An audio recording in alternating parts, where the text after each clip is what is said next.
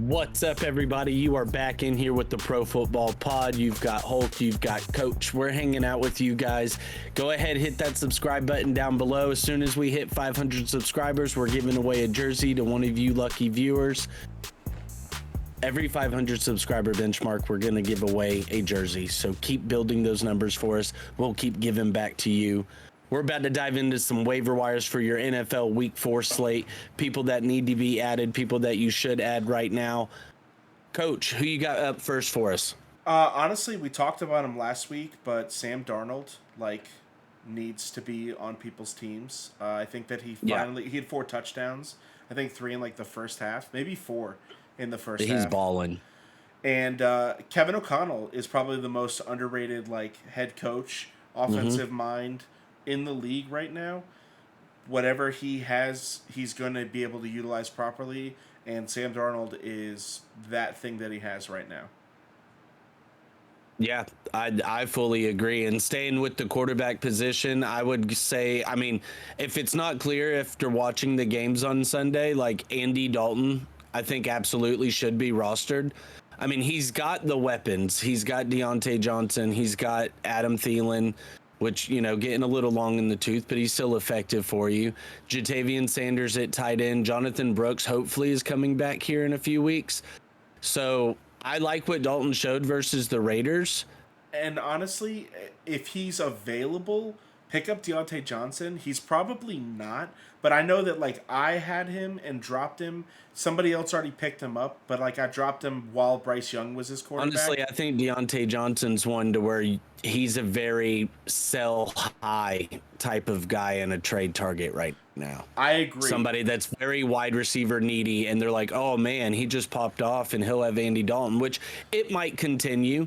But more than likely, Deontay Johnson for you is probably your 4th or 5th wide receiver option. Yeah, if you're not super wide receiver needy, if you just took him at the end after going pretty wide receiver heavy, sticking with the wide receivers, Michael Wilson.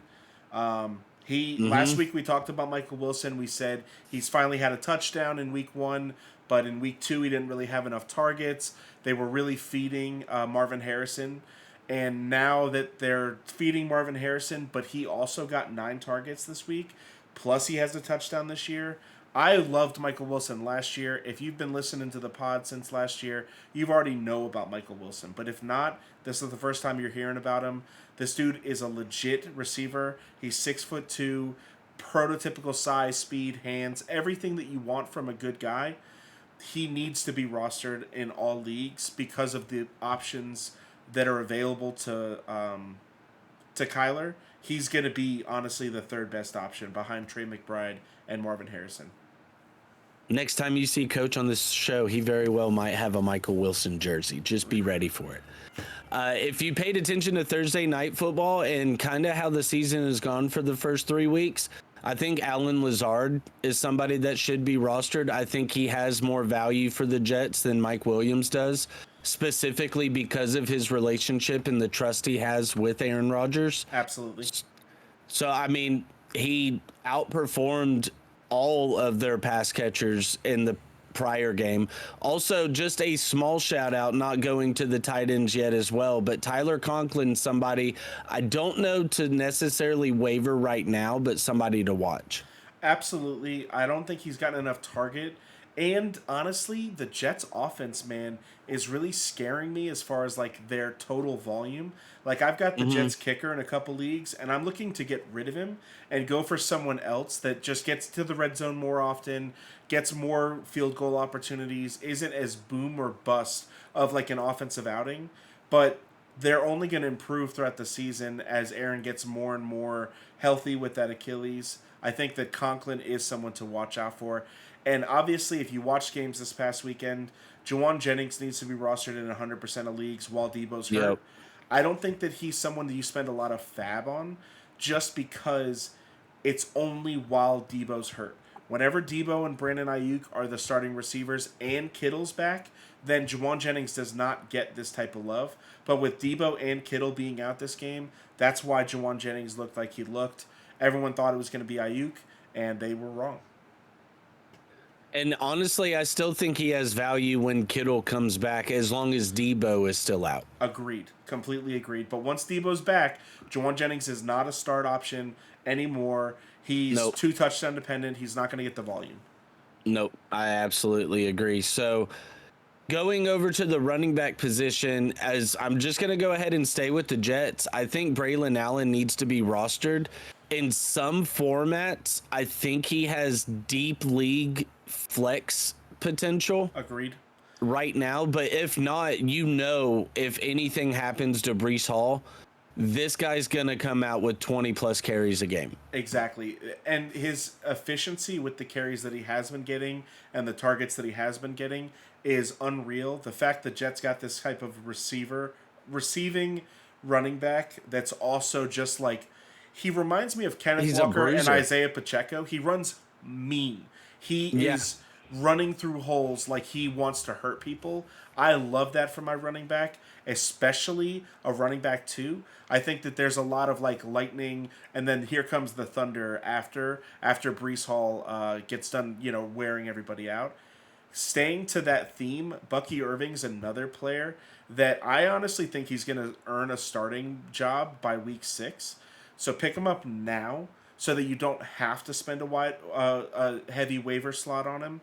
You might even be able to get him for free. Probably not, though. After he had like 90 yards on like 7 carries this week, everyone's looking at this guy. He's totally worth rostering. Even in like, if you only have 5 bench slots, I think he's worth dropping one of these veteran running backs that's 29 or 30 years old that's not really doing much, like Raheem Mostert, that's just like hurt and sitting on your bench. Just drop him and pick up a guy like Bucky Irving. He's got way more potential. Yep. And I mean, Cam Akers didn't really have that great of a game, but he was very clearly the lead back and got the majority of the touches. Yes. So with the game script and them being so behind most of the game, Agreed. it was kind of clear that he wasn't really going to get much work in the running game there. Still had 3 or 4 targets though, which is great to see. The Texans offense just never got their off the ground the whole game. Another kind of, I guess, a different situation. Alexander Madison, I think, is the best running back to own for this team, for the Raiders. Like, he was very underappreciated last year whenever he was, like, the main back for Minnesota. But I think that as being, like, the receiving back and, like, the relief back for this team, I think he's going to have a lot more value than Zamir White. Zamir White's really hasn't shown up at all. With like the offseason was all about Zamir White's the guy, Chase Brown's the guy, and neither of these guys have shown up. I think Zamir White might be a little bit of a bust. Yeah, I agree. And as somebody who has Zamir White in a dynasty league, I'm almost looking at potentially dropping him.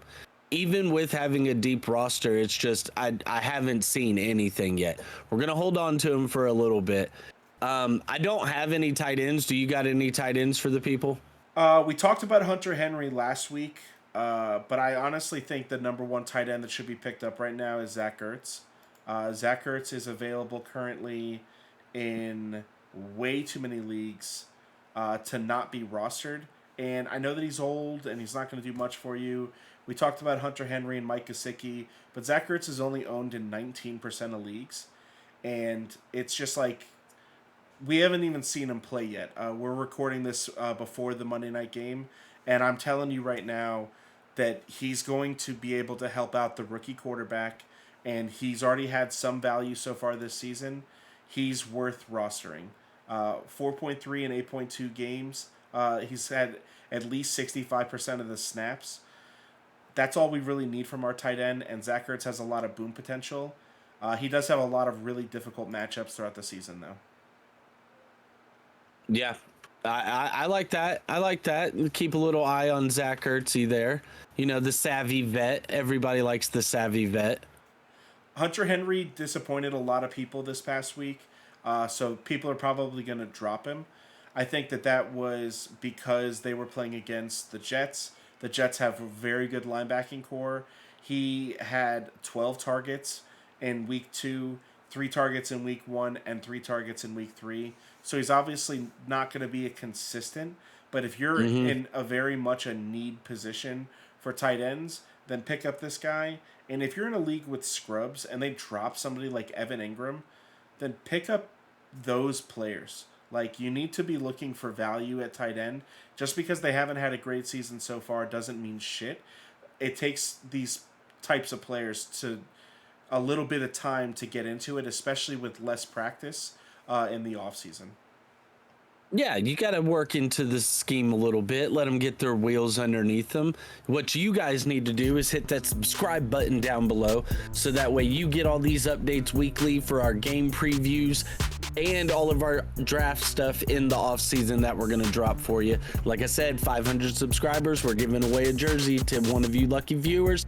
Tell your friends, tell your family. We love you guys. TulsiRoseTea.com is the sponsor. Peace out.